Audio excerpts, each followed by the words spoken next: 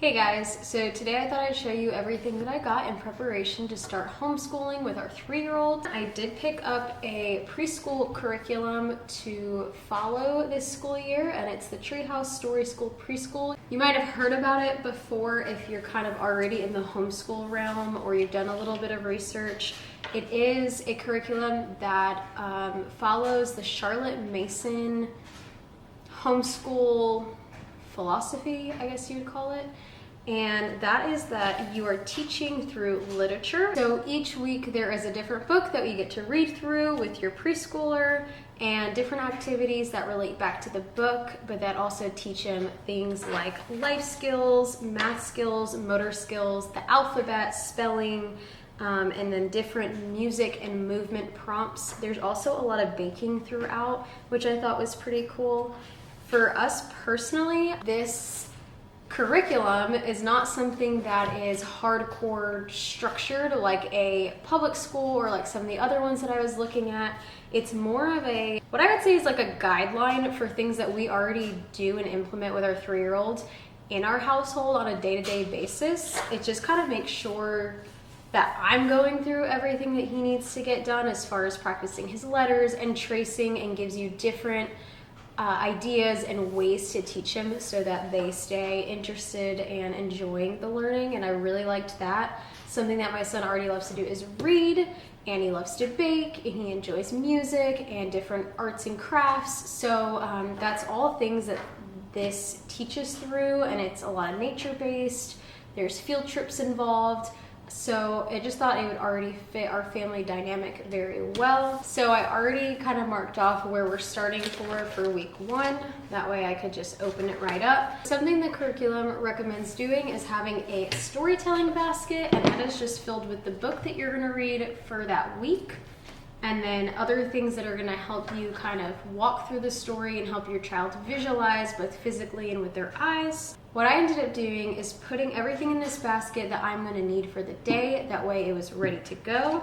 And so something that is gonna stay in here are these rhythm sticks. There are a couple different songs that you get to sing at the beginning of each lesson that kind of relate to the story and the themes that you're gonna be teaching your child. And so this is something that I will be keeping in the basket each week for when we do our songs. This is also another thing I'm gonna be keeping in here, which will be his pencil box. This I just filled with some staple things like a glue stick, a couple of markers, crayons, his dry erase marker, and kid scissors. And then I have these storytelling pieces in here already prepped for week 1, and these come with the curriculum that you just cut out.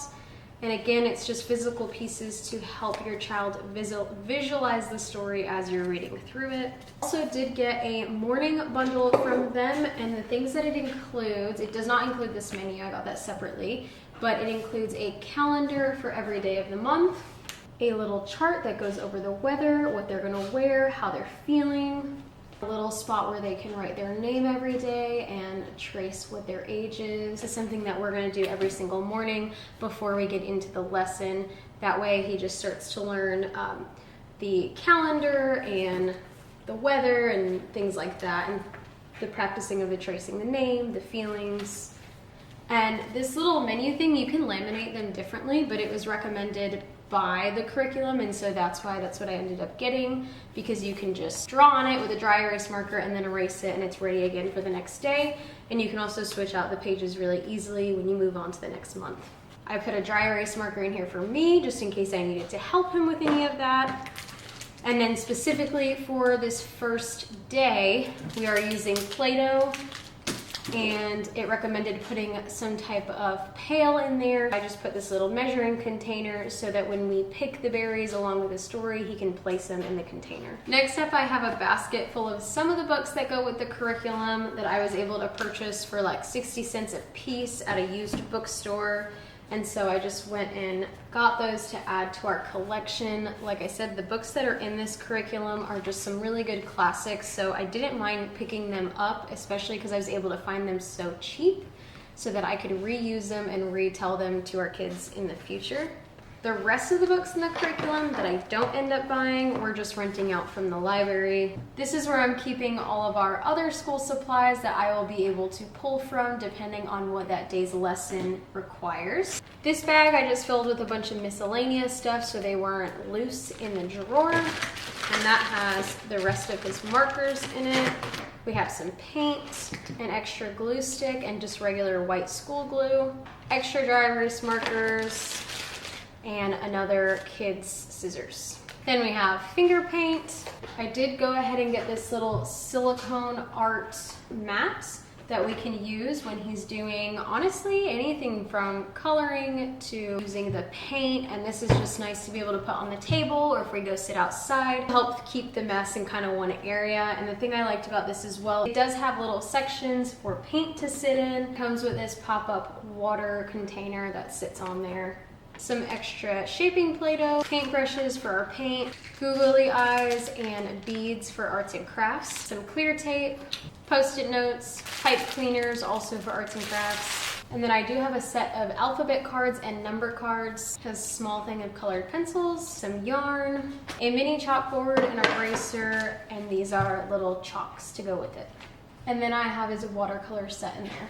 And then finally, I got these little pop-up folders to be able to keep a couple things in. This first folder is going to be his little portfolio for all of his classwork that we can store in here. Then I got another one that I filled with the treehouse story materials that come with the curriculum. So what I put in here is just all the other pages that have the cutouts for our future stories, and then I also put the other calendar numbers in there for that little menu thing I showed you.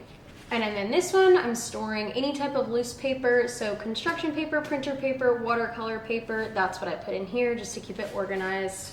Our lessons aren't gonna have a set room, so sometimes we'll be working on the kitchen table, sometimes we'll be in the kitchen for all the baking, and sometimes we'll even be outside depending on what that lesson is for the day and what it consists of. So just to remind you, you don't need a huge space, you don't need a designated room, you don't need a million different homeschool materials. So that's everything I had to show you today. I hope that it was helpful, and maybe if this curriculum is something that you were already looking at, that it kind of helped you decide if it was something that you were going to go with for your preschooler. And just a little disclaimer, this is the first time I'm ever doing this, so I am just figuring stuff along as I go. I will definitely update you on how I'm liking the curriculum, but it is something that I'm really excited to start with our 3-year-old. All right guys, I'll see you in the next video. Bye!